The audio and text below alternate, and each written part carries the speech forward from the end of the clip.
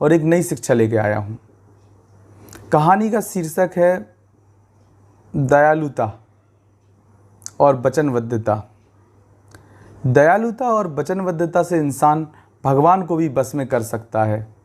कबूतर के बदले अपना शरीर दान करके राजा शिवी ने इंद्र और अग्नि को जीत लिया।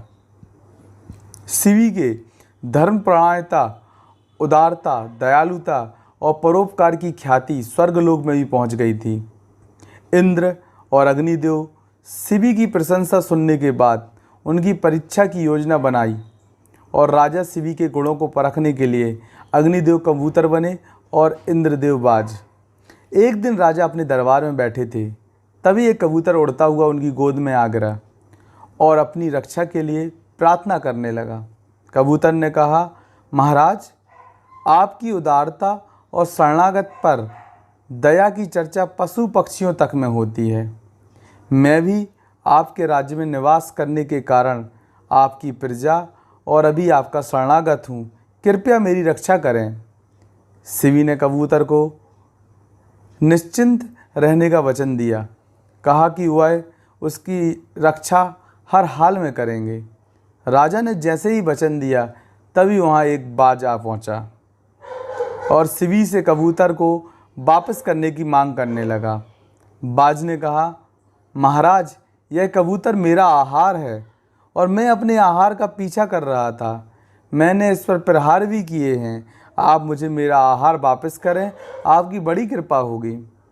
राजा शिवी ने कहा, बाज, यह तुम्हारा आहार रहा होगा, किंतु अभी यह मेरे शरणागत है और मैंने इसकी प्राण की रक्षा का वचन दिया है, इसलिए मैं अपना वचन भंग नहीं कर सकता।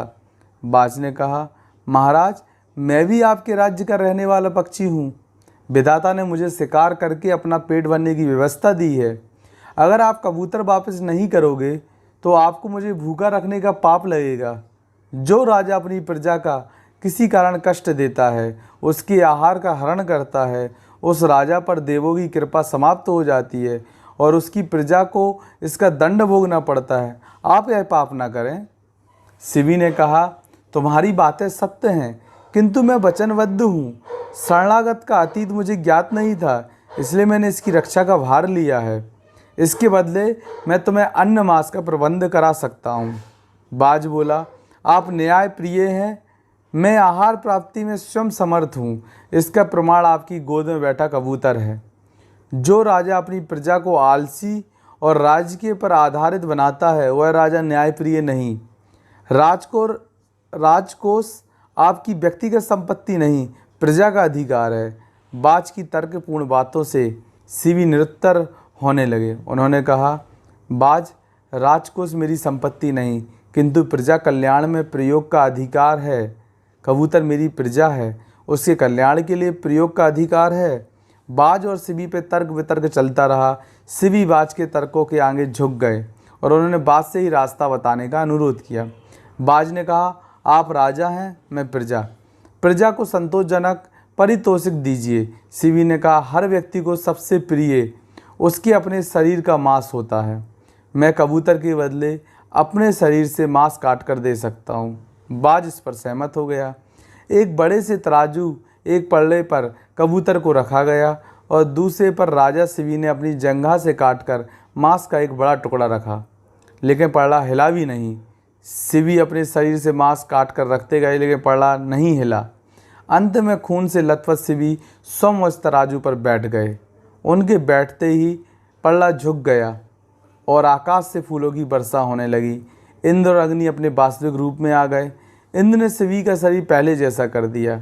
इंद्र ने कहा, राजा शिवी, आपकी दानशीलता अद्भुत है। एक शरणागत पक्षी को दिए अभय दान के बदले आपने अपना शरीर समर्पित कर दिया। आपकी कीर्ति संसार में तब तक बनी रहेगी जब तक है पृथ्वी और आकाश अपने स्थान पर हैं। अग्नि ने वर दिया, मेरी प्रचंडता ना आपको विचलित करेगी और ना कभी आपका आहित करेगी। देवता शिवी को वरदान देकर स्वर्गलोक चले गए। अपने वचन पर अडिग रहने और दूसरों के प्रति दया प्रदर्शित करने की भावना से इंसान देवताओं को भी बस में कर सकता है। नमस्कार। ये आपको कहानी कैसे लगी? और ऐसी हम और भी कहानी आपके पास आपके बीच लाते रहेंगे। कृपया करके मेरा चैनल सब्सक्राइब कीजिए और बेल आइकॉन क्लिक कर दीजिए, ताकि जो भी नई नई कहानियाँ हम आपको सुनाते हैं वो आपके पास नोटिफिकेशन में आती रहेंगी। धन्यवाद।